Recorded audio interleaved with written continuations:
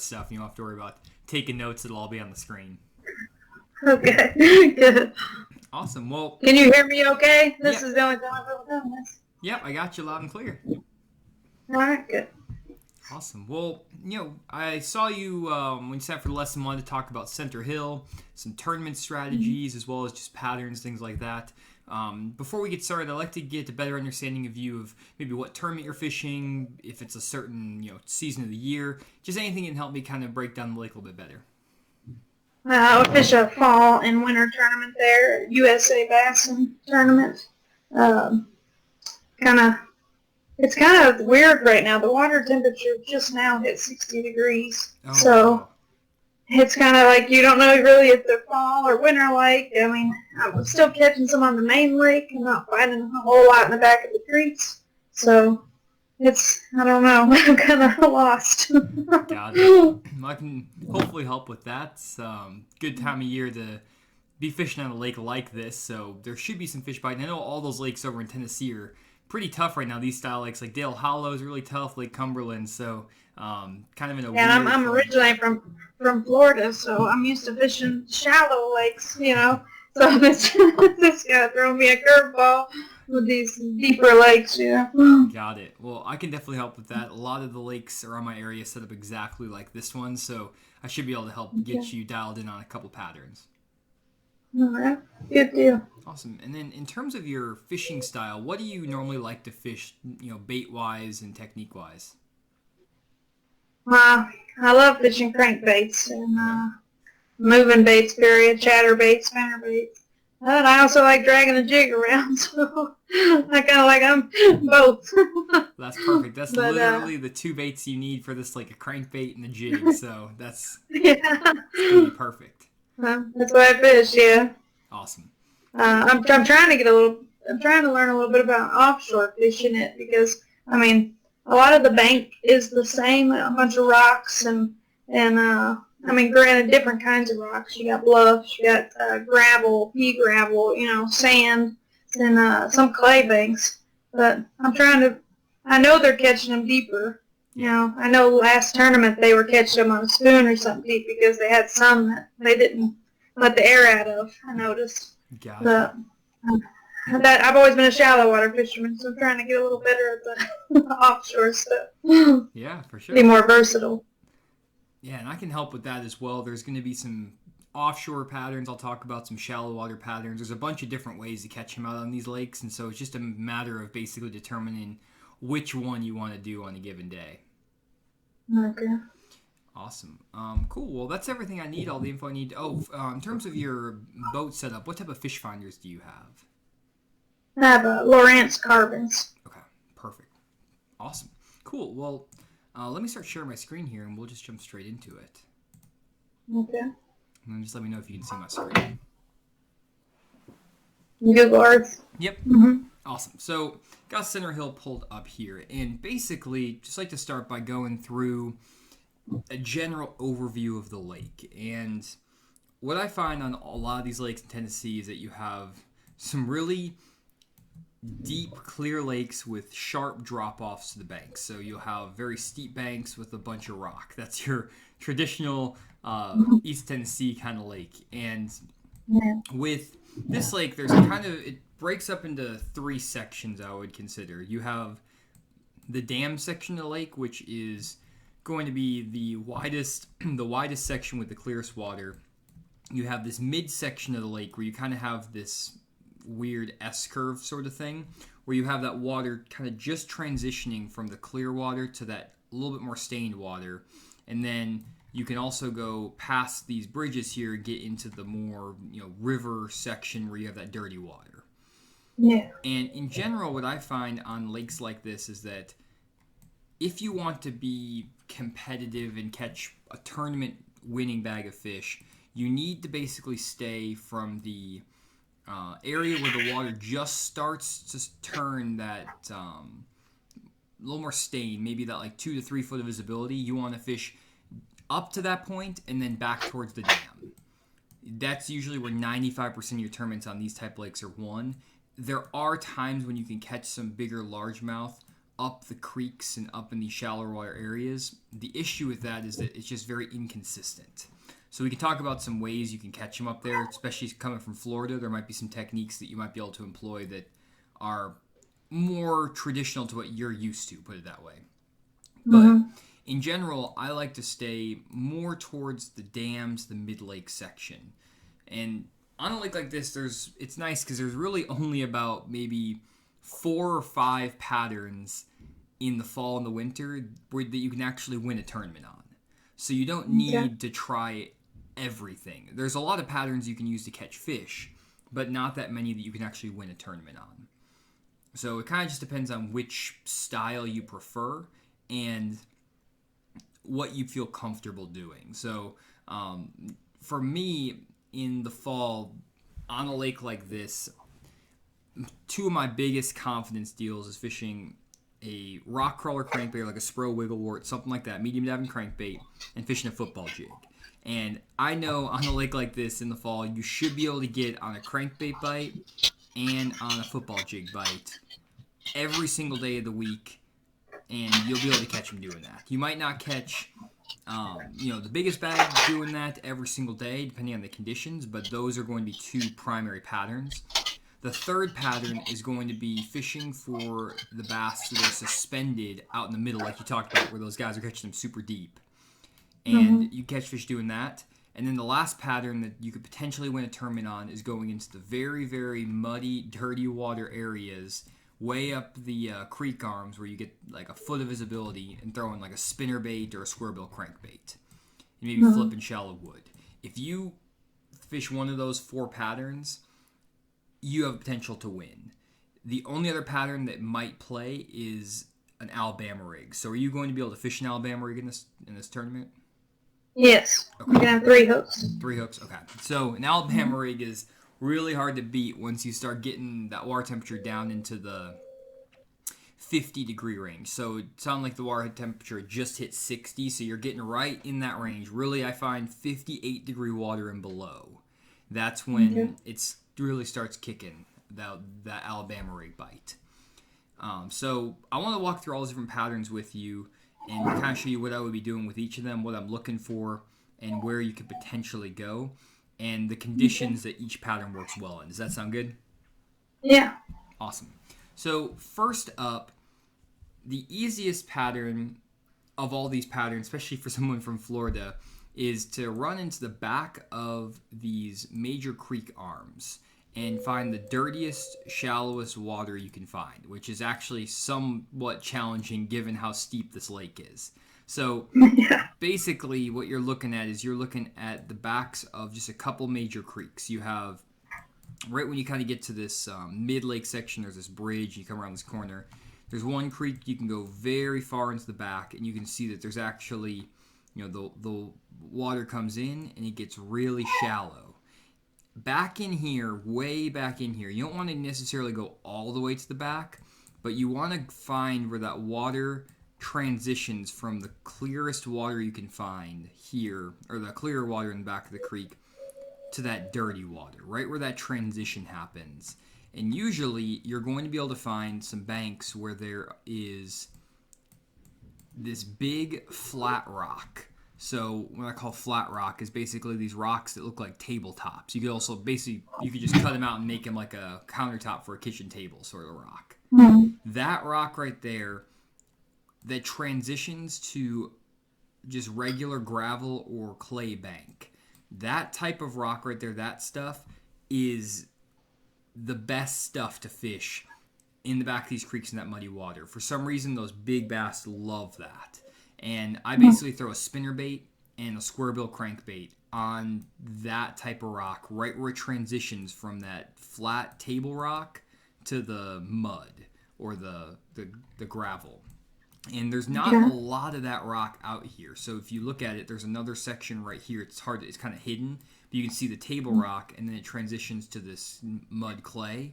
That transition right there, that's going to be absolutely key. And there's a lot of these transitions, but what I find is that not all of these transitions from like chunk rock to pea gravel or from big boulders or bluff walls to chunk rock, not all those transitions are good. there's only going to be a handful that actually work. And I find for me that table rock transitioning to the gravel, that is the like even back in here, there's not a lot of that. That's the stuff that holds the bigger fish, and I don't know why, but it's consistent across all of the lakes I fished like this. Is like this right here is just an absolute perfect example where that table rock comes in. And I would be basically trying, if you're getting on this pattern, I would have multiple creeks where I find that happening. So I would have a creek back in here, and you might only have 2 or 3 stretches of bank. And then I might run way back in the back of this creek back in here and look for the exact same thing. And you're going to have that transition again from, let me find one. They're not, I found a couple in another creek, but I'm trying to see if I can find one in here. Yeah, this isn't really quite, it's kind of hard. It's probably in here, and this Google Earth is all screwed up. I don't know what's going on there. But let me go back in the back of one of these pockets. Yeah, the creek you were just in, I almost won a tournament at it. I caught 2 5-pound smallmouths in that same creek. Really? That's awesome. Yeah. That's awesome. Yeah, so like this creek here, I mean, I'm sure somewhere in here there's that transition I'm talking about. But I would be looking in these areas where it starts to get that more stain to the water, that chocolate milk color, and that's where your bigger smallmouth and your bigger largemouth will pull up on that stuff. And I don't know why, but that's a really good deal. And what happens in the fall is that you get a lot of rain coming in. And with the rain coming in, it's going to muddy up that water, and it pushes a lot of the bait fish back into the back of that creek. And until that water temperature dips below 50 degrees, big smallmouth and big largemouth will stay up there in shallow water for some reason. But the key is that flatter rock transitioning to the pea gravel. So that's one pattern I definitely run. The next pattern I run is as you're working your way out of these exact same creeks, I try to find the areas where that lake transitions from the, now I'll pull up a couple pins I dropped here. You want to find the areas where it transitions from the dirty water to the clear water, and you want to go about maybe 30, 40 yards, maybe 100 yards past where the water like actually becomes clear again. So the water clarity is really key on this, and it might not be this spot. I picked this because of the water visibility. But you want to basically find in that creek where the water just changes color. And in the fall and the winter, that is a key zone. And what you want to do is you want to find the last steep rocky wall right before that color change. Again, I don't know why that's such a big deal, but you can see here, like this is just more of that flat rock transitioning to the pea gravel. This is good if you have that water visibility, that stain to the water. But once that water clears up, you want to get on the steepest bank right before it turns into dirty water. Does that make sense? Yeah.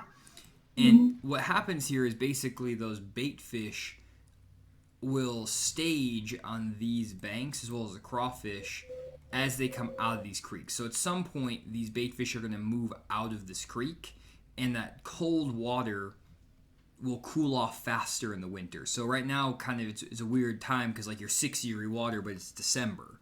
So I would expect that if the water's still 55 back in these creeks with some sunny days, there's going to be a lot of fish back in here.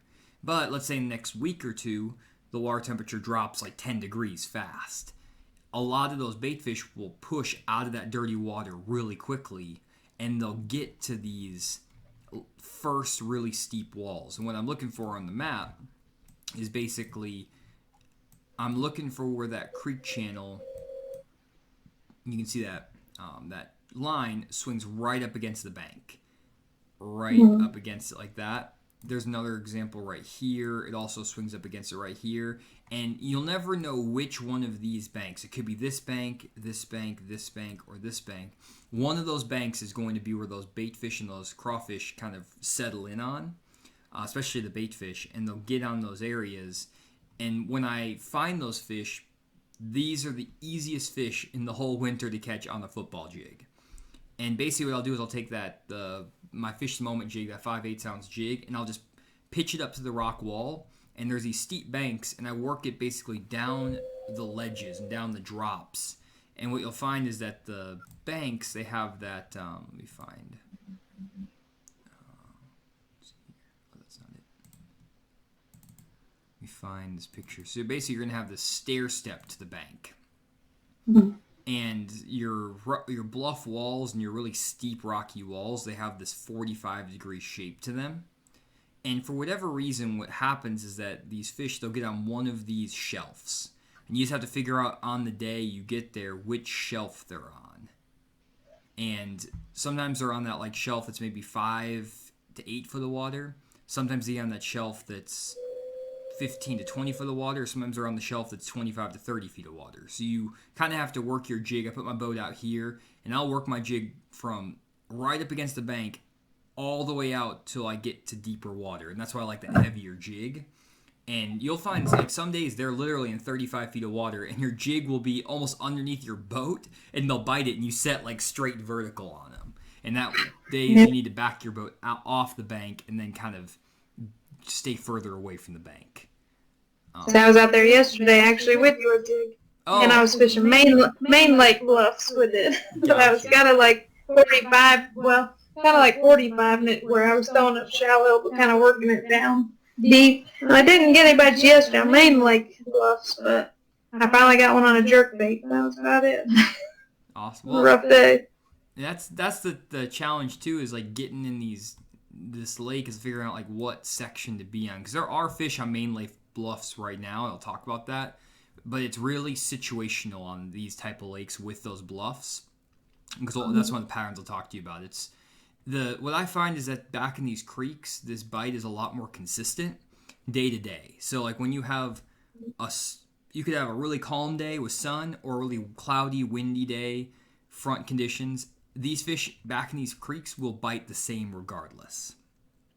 And that's why I like to kind of find some fish in the creeks, because if you can find them, you're going to be able to consistently catch them. And the same thing happens, like it could happen in this creek as well, where they'll be on those rock, like flat rock to the gravel transitions back on this area.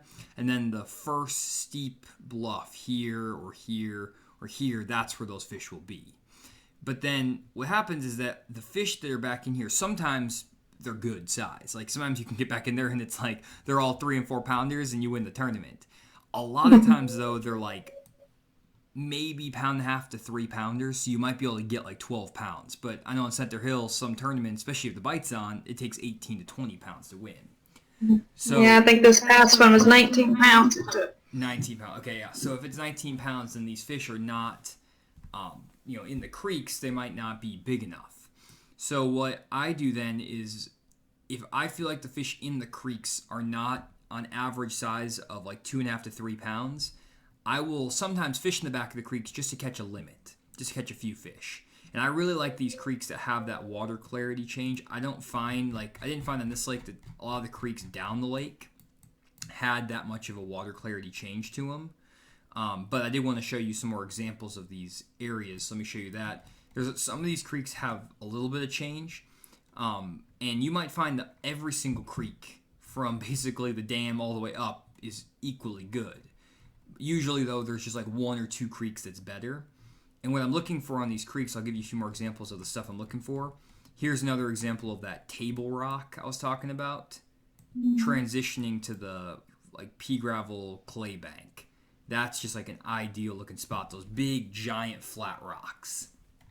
And if you think maybe the crawfish like them better or something? Is that what they're up there feeding on? I think so. I don't know why they like that flat rock better. It's not a deal where you're going to get a lot of numbers off them. It's just size. The big fish get on them. And I don't really know why. Randy's he's like the biggest proponent of flat rock ever. He just talks about all the time. He's like, man, look at that bank over there. And I'm like, okay, Randy, calm down. And so I love the flat rock too. But like Randy's all about it. If he ever sees a flat rock bank, it doesn't matter if it's the summer or the winter. Every time we fish together, he just goes straight to it and fishes it. And he's like, they'll be here. If I catch one, maybe it's like a warming rock for them because it's so flat. Maybe they can just lay belly down on it or something. Yeah, I don't know. It's something like that, but it's just that's the deal. So I don't know, and it's not all over the place. Like if you look through this whole creek, you don't find that type of rock. Like some of this stuff is like somewhat flat, but it's still broken up more. You don't have that like the really big connected pieces. You want a flat slab that's like the size of your boat or like the front deck of your boat. That's really key. Same thing, like I found another little stretch like right in here, and it transitions. These are the key little stretches that I would be running, and I wouldn't run every bank in this creek. I would just run to those flat rock sections and start there and throw that like a rock crawler, crankbait, a spinner bait, something like that. And if you don't get bit in a few casts, let's say 15 casts, I would move on. Because usually when you get into a creek on lakes like this that's active, you're going to be catching them every 15 minutes. That's one thing I've learned on all these lakes. I've been over to Dale Hollow one time, and whenever we got around fish, it was like it was the worst lake in the world until you pulled in that one creek and you fish the same type of bank all day, and you get in that one creek, and it's like every bank you pull up in on that creek, you catch fish. So it's, yeah, that's how it goes. yeah. So what I always focus on is like I create a bunch of pins here just to kind of show you. This is like if I was going on a practice day, these are the places I would be hitting. And the reason I do that is because I want to have like 3 or 4 spots in each creek that are really, really high percentage spots, or on the main lake or whatever. But I would, if I was in a practice day, I would fish all of these points, and I probably have more. So this is, I have no idea how many it is, probably like 20 points or maybe 15 points.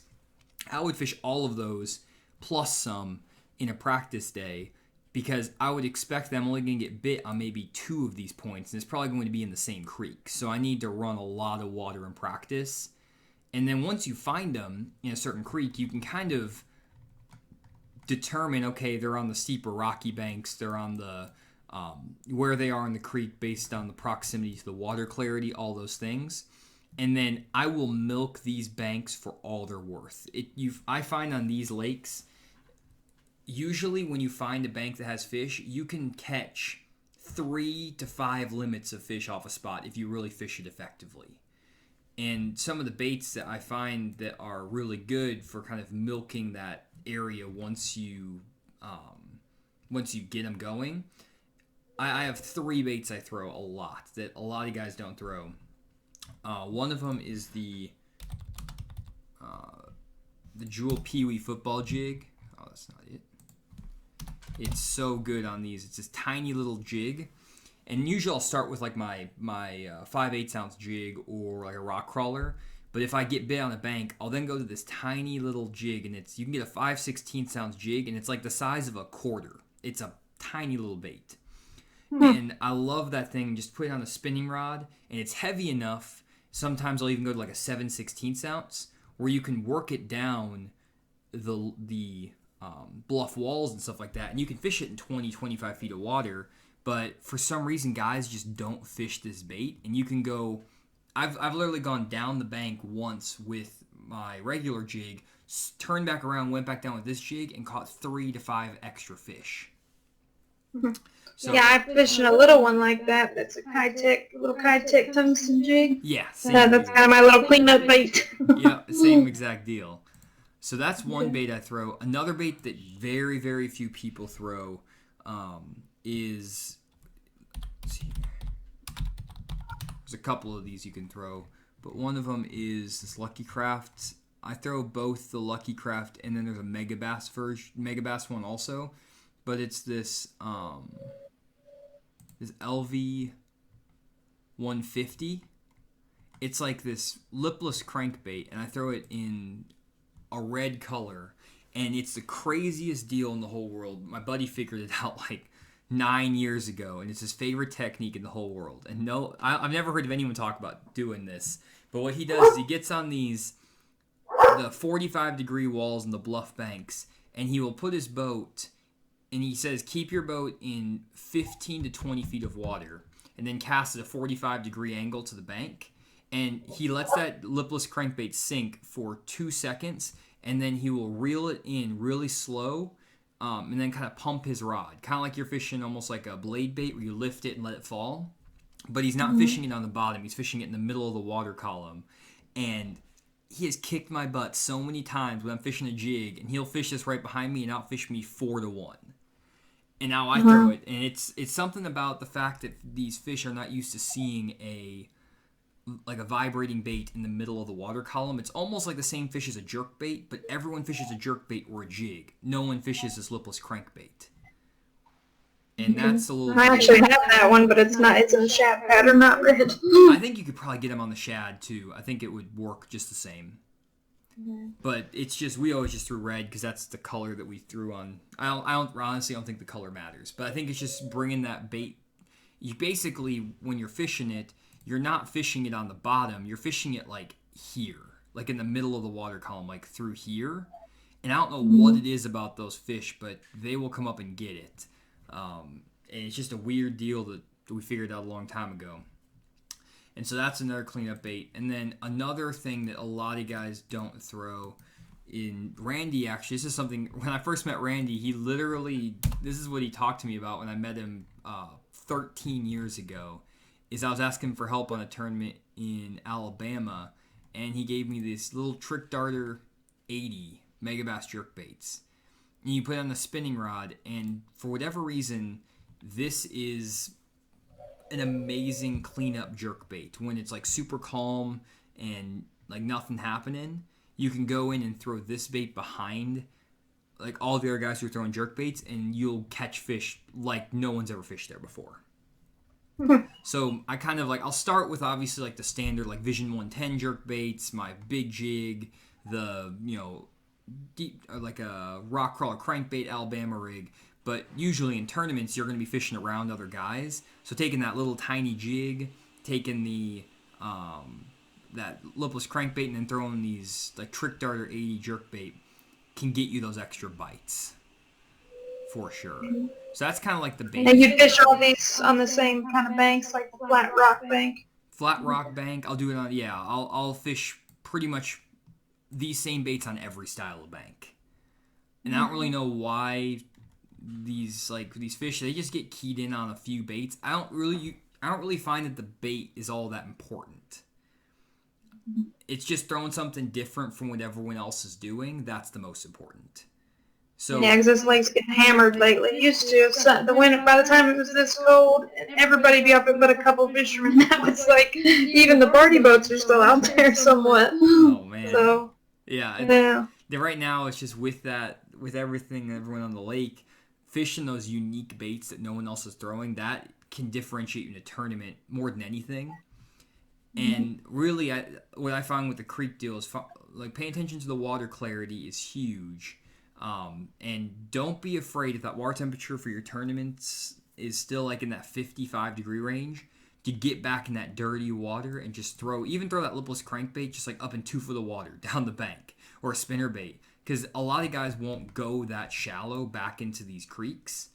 And I've caught some tank smallmouth, like 4 or 5 pound smallmouth on Lake 10 Killer here, 52 degree water on a spinner bait. And it was like the 4th week or the 3rd week of December. It was like one of the last weeks of December. We were throwing big spinner baits, and they were in shallow bushes. Like we were literally fishing like the bushes that were on the bank here in like transitions like that, where there's another one of those good flat rock transitions to the pea gravel, on stuff like that in the very backs of these cuts in 52 degree water and catching big smallmouth. It was really weird.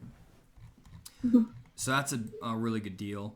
Now, one question I think you had at the beginning was kind of how those guys were catching them really deep out here. And that's something that is really sneaky. And what those guys were doing, were they smallmouth that they were catching? It's both, I think. They had a couple largemouth. Okay. So if they're largemouth and smallmouth, that's helpful to know, because really there's one deal that happens on these type of lakes, and it's basically that as these bait fish are moving into these creeks, what happens in the fall, let me pull this up here, is that you have the thermocline. And when you have this thermocline, the bass make this, or the bait fish make the decision that they need to move shallow, because at some point throughout the fall, like in September, maybe October, this thermocline starts to disappear because the water at the top of the lake is usually warm and has a lot of oxygen. The water at the bottom of the lake is really cold, has less oxygen. But as you get those cold nights in the fall, like just beginning of September, October, even if it's just like a 50-degree night, that surface temperature starts to cool down. And because the warm water rises, this temperature up here actually cools off enough that the water at the bottom of the lake will warm to a point, or actually it won't warm up, it'll just be sitting stationary, and it will be warmer than the water at the top of the lake because that air temperature is constantly cooling down this water up here, and it will cause the lake to turn over. And with the lake turning over, any place where the thermocline had set up, the bass are basically not going to be able to live out in the middle of the lake very comfortably. So because that oxygen in the water mixes, there's like pockets basically where there's really good oxygen water, then really bad oxygen water. And there's a percentage of the bass that just don't like that percentage of the bait fish. And it's kind of like when that lake turns over, it's like you're walking down the street and 1 minute you can breathe and the next minute you can't breathe. It's like all the oxygen's gone. That's how it is for the fish. It's like really weird for them. So most of the fish, like 75 to 80% of the fish, make a beeline to the back of the creeks. And the bait fish move back there with them. And so with the bait fish, well, really the bait fish move back and the bass follow them. The bass are pretty resilient. They would just hang out here. So your bait fish move to the back of these creeks, and they're basically trying to find water that is shallow enough where that thermocline never existed. So they want to get like back in here or back in here because maybe the maximum depth here is 30 feet. And at this back end of this creek, the thermocline never set up. And this means that it's more comfortable for them the bait fish to live. And so that's why your bait fish go to the very backs of these creeks, is they want to get away from that weird water. Well, for whatever reason, a certain percentage of the bass and a certain percentage of the bait fish just don't seem to care about that, and they stay out here on the main lake. Well, what happens is that because that thermocline now has disappeared, usually in the summer that thermocline will hold them at a certain depth range, let's say 35 feet of water, but when it's gone, those bait fish and the bass can go as deep as they want. And because Center Hill's so clear down by the dam in different parts, those bait fish and the bass get in like 30, 40, 50, 60, maybe even 70 feet of water. And I find that you can catch fish on lakes like this in 50 to 60 feet of water, no problem. Now, what usually is happening, and is there a lot of standing timber in this lake in the center, do you know? No, not hardly at all. Okay. I mean, So you might find some brush piles that people have planted, and that's about it. Gotcha. So what happens on lakes like Cumberland, Dale Hollow is there's sometimes like standing timber way out here deep. But without the standing timber, what happens is that these bait fish, they move into these shallow pockets here. They don't stay out on the main lake, but they go into like these shallow little pockets and coves like this, and like the really shallow ones here, not deep, or not like, I would say there's deep pockets, but they don't go a long ways back into the lake. So these short pockets, and the bait fish will just kind of set up in the middle of these ditches right here, and right here, and they'll just hang out there. And then every once in a while, those bait fish will move up out of that really deep water, move up into these shallower areas here or here to feed. But because smallmouth and largemouth are weird whenever there's smallmouth in the lake, the fish act very different. And so most of the time, if you have largemouth, the largemouth will sit up on top of these shallower areas, that 30 foot of water or off this point, and hang out there. But whenever you have smallmouth in the mix, smallmouth have this tendency where they will just literally go out in the middle of the lake and just randomly chase the bait fish. I don't know why, but like largemouth, they want to sit on a rock and wait for the bait fish to come to them. Smallmouth will go and chase the bait fish. And so yeah, they do that quite a bit. We also have spots that mix in with them. Gotcha. Yes. So you got spots on there too. Yes, the spots, smallmouth, largemouth. That's how Table Rock is, and it's a nightmare. And so what you'll find is that these bait fish, and that's how it is on Table Rock, really, at least for the last like 2-3 weeks. It's been like that, or actually past like 2 months. Is these bait fish get in the center of these pockets, and they don't really have a chance to move up and feed because they're constantly being attacked by smallmouth and spots. And what these guys are doing, I would imagine, is that they're going into these creeks, like these little shortcuts, and they're finding those schools of bait fish and then fishing vertically with like a jigging spoon or like an ice fishing jig, stuff like that. And it's a very feast or famine technique, because you might find one day that there's a bunch of bait fish in the center of this pocket or this creek, and you can pull up, and if you hit the right little cut, you can drop down and catch 18, 19 pounds of smallmouth and largemouth and spotted bass. Boom, boom, boom. Catch them. But there's also a chance, if you don't know what you're doing very well, to pull into all these creeks, and the bait fish have moved around so much, and it's hard to keep track of them, and you catch nothing. So if you're really good with your electronics, and like if you feel comfortable doing, like if you have like a live scope, or if you have, you're really good with your vertical fishing, going and fishing in the center of these little pockets and cuts like this can be a great way to catch them.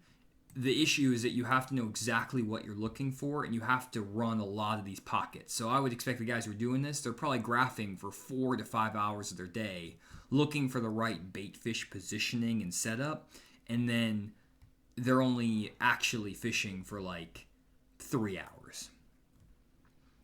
Mm-hmm. And, I'll show you kind of what they're looking for if I pull up this real quick.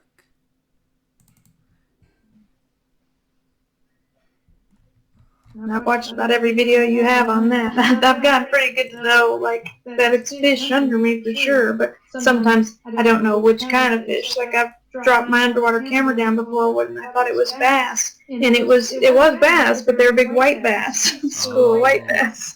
Got it. Yeah, so let me pull up this. This might make sense. So what I'm looking for with this is basically you get these giant balls of bait fish like this, and what you're looking for, and guys are looking for, is literally you graph around until you find a jumbo wad of bait fish like this, and then if you look underneath, see how there's like a dot right there, there's another one there, there's another one there, and it's kind of like, I didn't get a perfect image of this, but basically you get out here and there's these fish that are underneath the shad actually hurting them. Like, that's why there's this big dent in like this V. It's because there's a bass eating those shad. And so you drop your... That's a pretty cool shot. It's so cool. And so like you drop your bait down there, and like literally what I'm doing is I'm going through and I'm looking for, like you can see here with my 2D sonar, you can see the fish.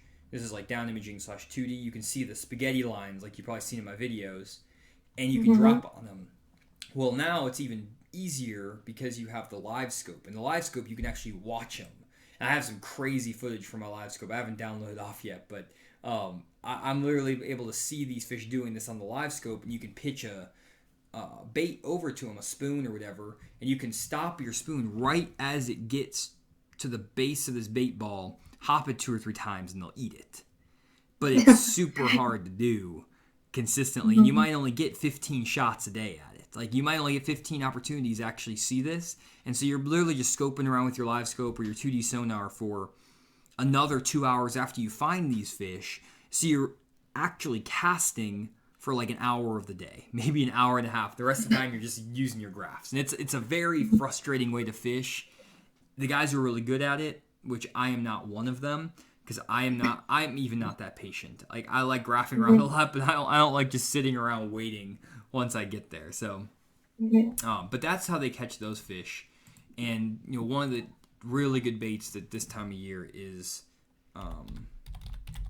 that Rapala jigging wrap. I talked about it in one of my recent videos, but this Rapala jigging wrap is like one of the best ways to catch those fish, and that's kind of a deal that I like to do a lot on table rock if the bite's really tough. So if there's going to be situations where basically you're not going to be able to go around and fish the rock transitions or fish whatever, and most of the time that's when that water temperature is between 60 to 75 degrees. That's like that fall transition weird time.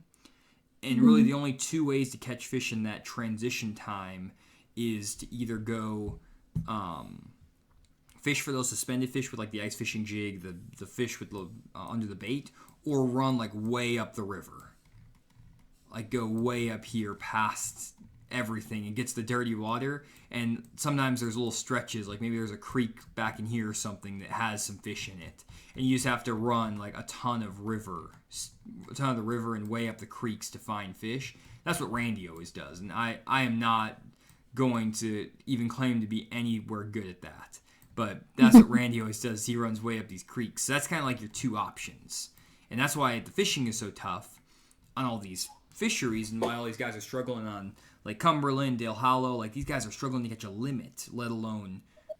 This is like, I mean, Jacob Wheeler went on Dale Hollow, which fishes very similar to this, for 2 days and caught, I think, 3 fish for like 12 pounds and made the top, or he was one place away from making the top 10. And so in 2 days he had 3 fish and he almost made the top 10. And like that's ridiculous. Yeah, they've been fishing pretty tough. Although the funny thing is, all through summer, I've heard from at the bait shops that Dale Hollow was on fire through the summer. Yeah, they were really catching them there, where Center Hill was having a tough time. Man, well, I would expect that this lake should be lighting it up here in the next week, 2 weeks.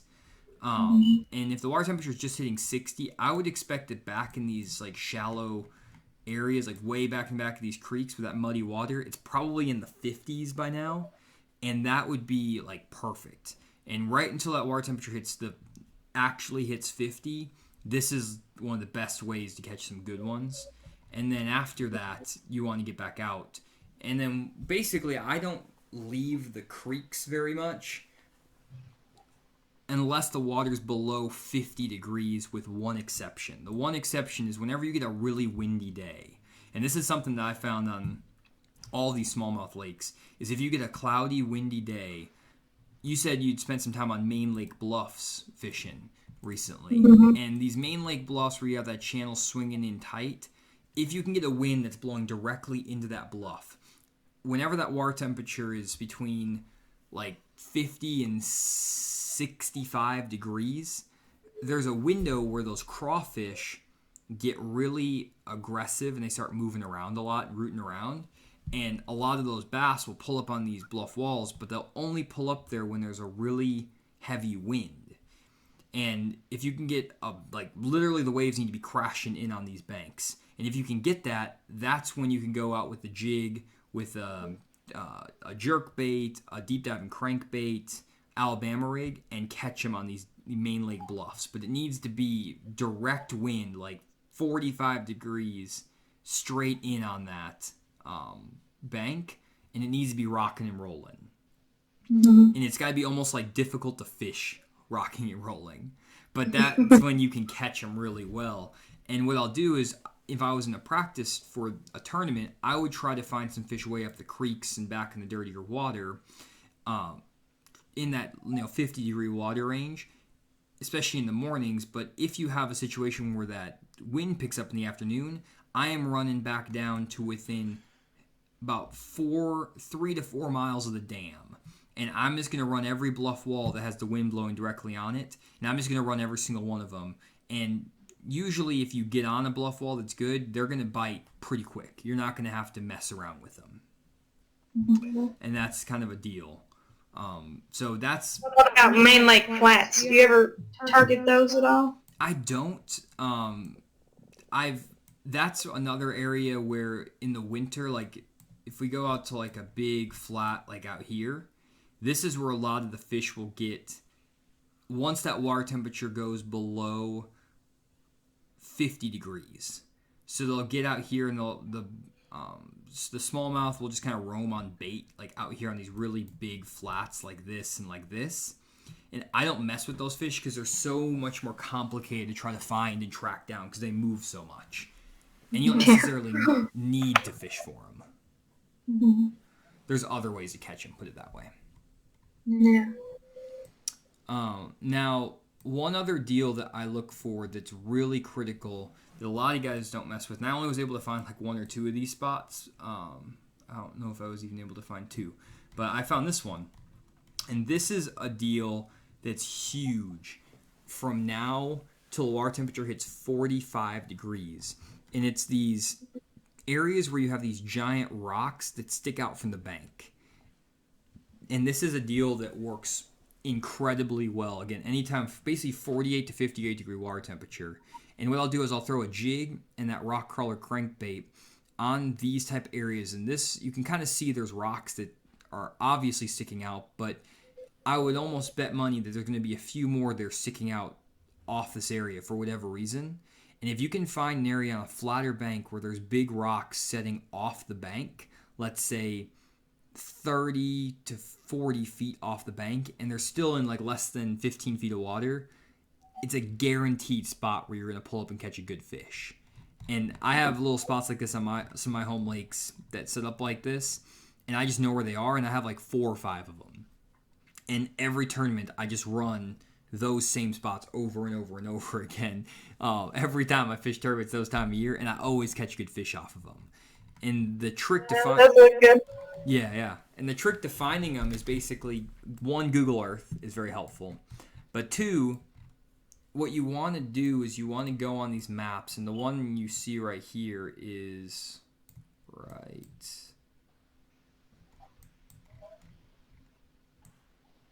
Which bank was it? It's right there, okay. It's right...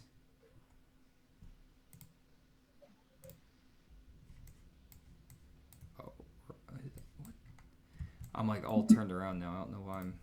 Normally I'm not... Don't struggle this much to find these spots. Okay, it's the third creek. Okay, it's right here. So yeah, you can actually see them on the map here, where they're sticking out, and see those rocks and stuff jetting out. So that's the type of thing you're looking for on your map, and a lot of times it will show up on the map. Oh, it's right here. Take that back. It's right here.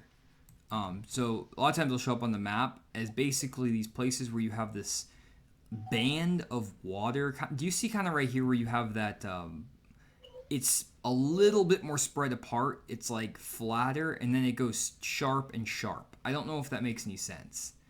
Yeah, I see what you mean. But it's like, it's almost like you kind of pulled those lines apart just a little bit, and it gets real steep, and then there's like a flat spot there.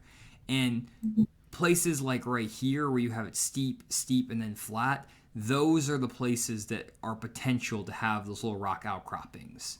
So I don't see any necessarily right here, but there's a decent chance there might actually be some out here that you can't see off the bank. And what I'm looking for is I'll just go through these creeks, and you don't really need the ones that are like sloping out constantly, like consistently, but like a spot like this is like a no-brainer for me, where you have a steep, and then this like flat spot right there. Like that is a potential to have one of those big boulders off the bank.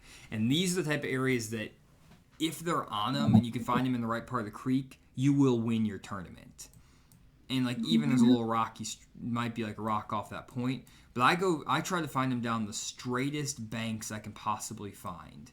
And I will literally spend, if I was prepping for tournaments, I'll literally spend hours just graphing down these flat banks that don't look good on Google Earth.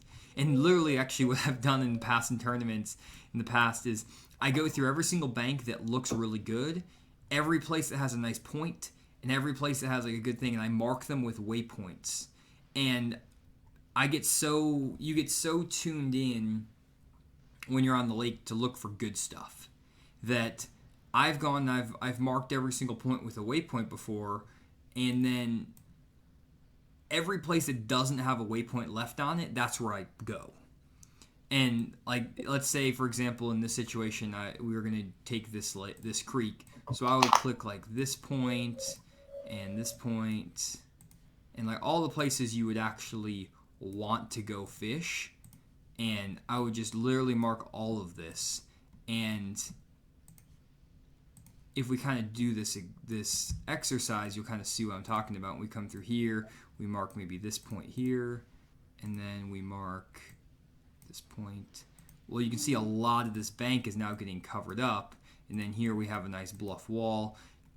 The one place it didn't have anything, if we hide that, the one place that doesn't have a nice point or a nice turn or whatever is right here. And this happens That's also. a good target. Yep, and that has the good rock outcropping. And let's say people didn't know where this you couldn't see this, just as an example. Everyone's going to go here, here, here, here, here, all this stuff. They're not going right here. This is the most bland, ugly looking bank. Same thing if you look down a bank like this. This is a bland, nothing looking bank because you have all these points. People will just skip it. If you look right here, see there's another little rock outcropping there, right there? That's the type of stuff I'll run. And a lot of guys will And I accidentally found a bank like that on the river that I fished summer tournaments on. It's like a do nothing bank, don't look good at all, and it had that same kind of little chunk of rocks here and there. You'd feel them when you hit them with a crankbait or something. But we would just tear them up, be fishing right across from somebody that wasn't catching anything on the bluff bank, you know. Exactly, and that's the thing that in tournament fishing, in my practicing, the number one advice I can give, and I don't fish tournaments anymore just because it just doesn't make sense with videoing and everything. I get too distracted. It's hard to video and then also focus on fishing a tournament. But what I always have done is I try to spend all of my practice time on stuff that just looks ugly. Because tournament day, I might spend like 20% of my time like back in a creek where I think the fish should be. I'll try to run some stuff that I feel like, okay, I know this is probably going to be the deal. But my thought is, in general, I know on a certain lake, like where I should be fishing in general. Like I should be in the back of this creek, or I should be there. And once you fish the lake more, Center Hill, and kind of getting it figured out, it helps to kind of get a general feel of what the fish are doing. But once you want to get like really good at tournaments, the trick is after that to find the stretches of bank that look non-obvious. So even like a stretch like this looks obvious, but if this was full pool or whatever, this doesn't look necessarily that obvious, but it has that perfect flat rock. Or down a random stretch of bank like this that just looks kind of bland, but there's a big rock outcropping right here. And I will spend all of like maybe 80% of my practice time looking for that stuff, because that's what usually holds fish better, just because no one, maybe it doesn't hold fish better, but no one's fishing it, so those fish aren't pressured, so you can fish your crankbaits and your jigs on them. There's nothing I hate more in a tournament than pulling out a Ned rig and a shaky head and fishing behind 17 other people. I'll do it if I don't have anything else going on, but that's like my last resort. I would much rather find something that's off the wall down like a flat bank like this and spend hours graphing down these banks and finding two big boulders off the bank here that I can run to, fish those two boulders, then run out of here and run to the next pocket. That's always been my style. And it takes more time. It's a lot of graphing, but it's 100% worth it. Yeah, that's probably, I know that's a problem I need to work on. My thing is I get fixated sometimes, and I'll probably spend way too much time in an area than I should because it looks good, and I want to cover everything. So I'll, try different baits, and I just say they got to be here, but really I just need to get with it and be like, they're not here. They're not biting. One thing I'll always say with your lake like this is the easiest way to tell, especially like this time of year, it depends on what time of year you're in, but like from now through basically March probably, you can take one of two baits and throw them all day long. It doesn't matter if you actually catch any fish, but the two baits I would throw are a Spro rock crawler whenever that water temperature is between 48 and 60 degrees.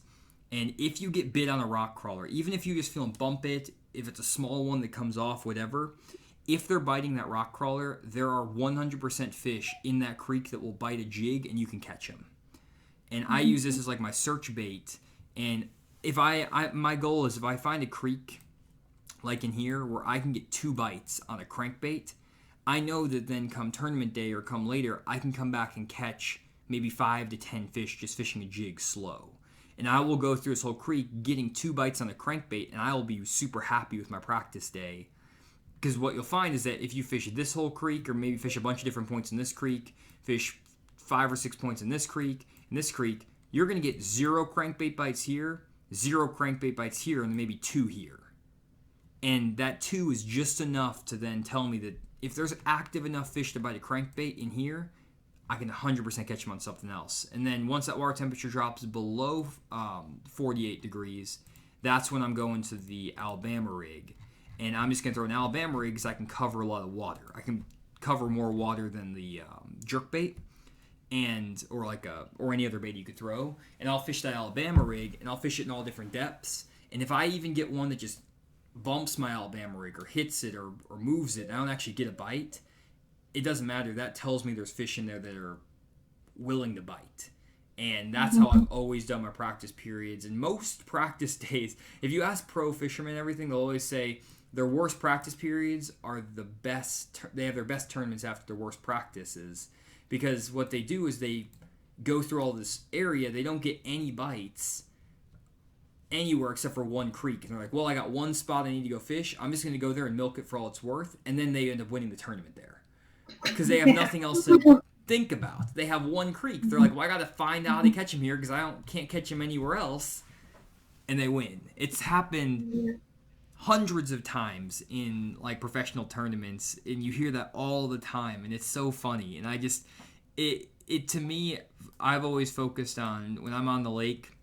This is how I do my videos and stuff too, because I don't have usually that much time to go out and find them, catch them, then do all the filming. Is I'm looking for a section of the lake that's no more than 200 yards long. And if I can find a section of that lake that's 200 yards long, in general, if I fish there for 2 days, I'm going to be able to put 5 fish in the boat both days.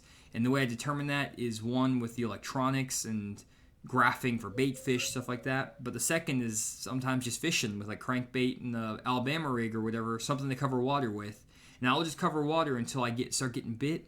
Once I get bit, then I will hunker down in that section and I will ignore the rest of the lake. This becomes my lake.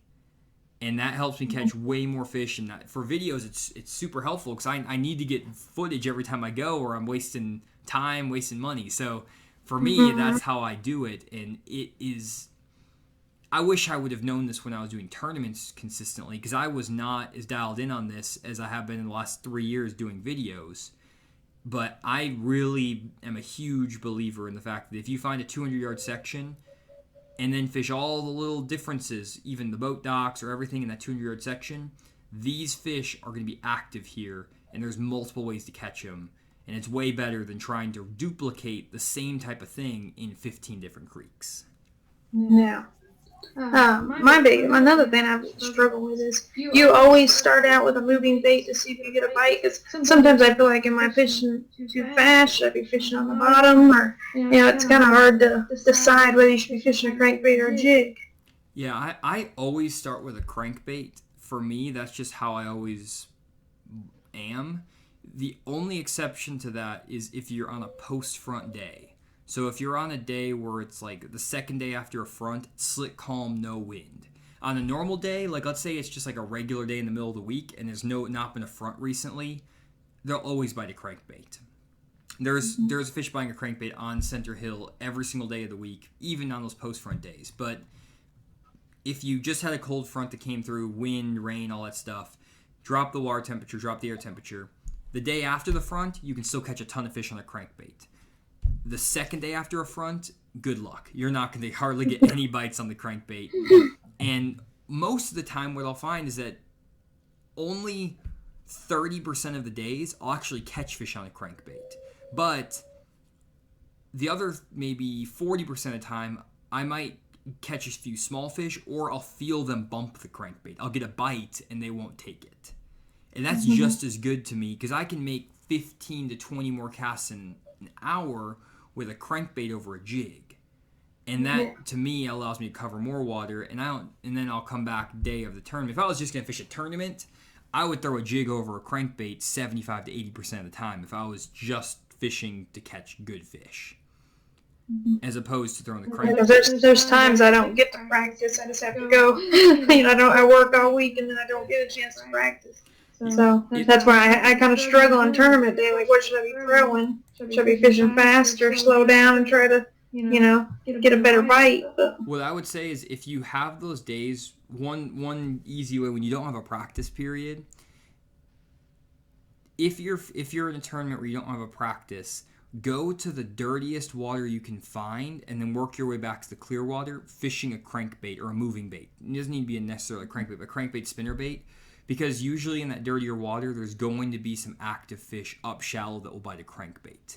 And that's kind of where I start. The only exception is if you have a windy, cloudy, like post-front, like blistery day, then you'll go to that crankbait to cover water. And I still, if I was just having to fish a tournament without practice, I would start with a crankbait or the Alabama rig every time. I wouldn't pick up a jig first. I wouldn't pick up a jig until I got bit on a crankbait or bit on the Alabama rig, because I need to find that 200-yard section. Because if you're wasting time fishing a jig down a bank in a creek where the fish are biting, you're literally just wasting time. So it's way better to cover with a crankbait, find that active spot. And then a lot of times, once I get my first bite on a crankbait or a second bite, if I feel like they're just on the back hook or like they're just bumping it, I'll pick that jig up as fast as I possibly can, but I won't pick up the jig until I get bit.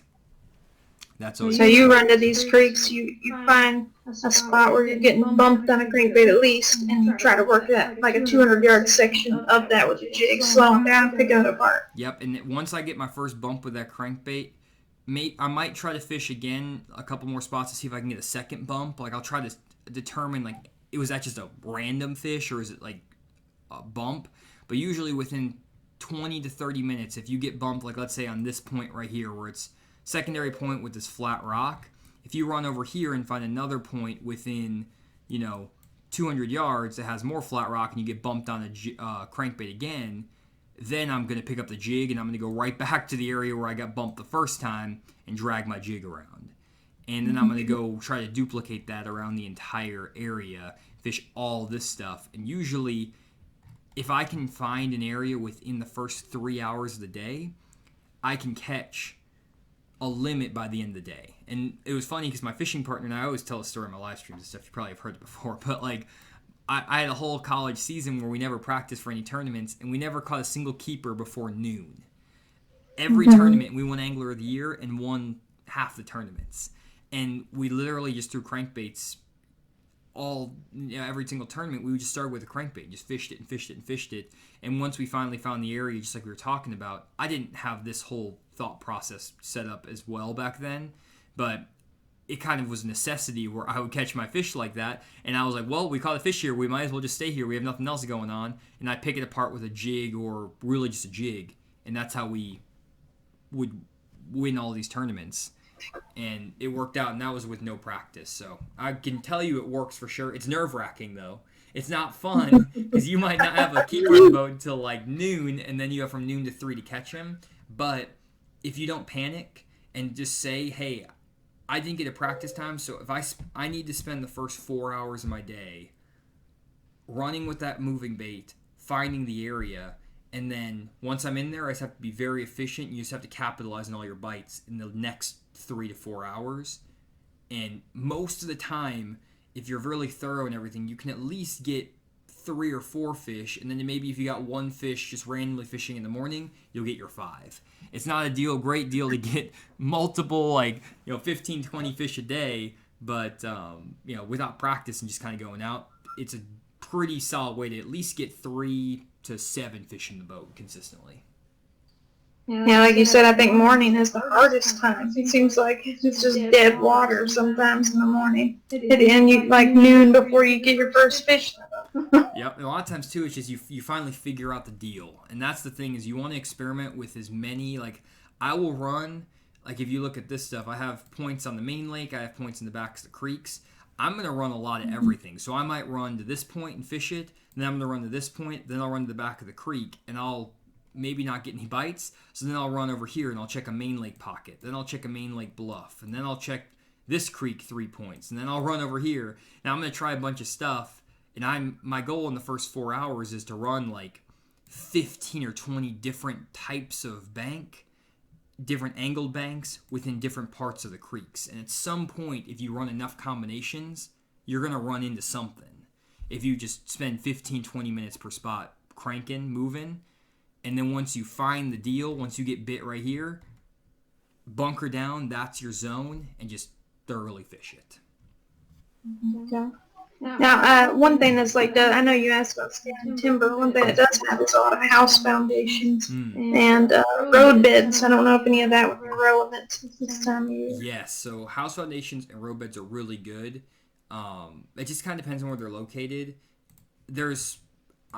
I would just kind of, if there's one around the area, I would just fish it if you know where they are. And even just graph over it and look for bait fish around it. I know on Beaver Lake that has all 3 species and stuff like that. I probably don't get bit. I probably fish house foundations or graph them like 50 times, 60 times throughout a given year on beaver, and I catch them like 4 times. But when I find them there, they're always grouped up.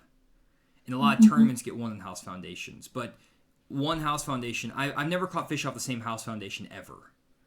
It's like they're good randomly. Like, they're not good year over year over year. So you just kind of have to, if you know where they are, I just would always graph them tournament day just to see if they're there. If they are, awesome. If not, no problem.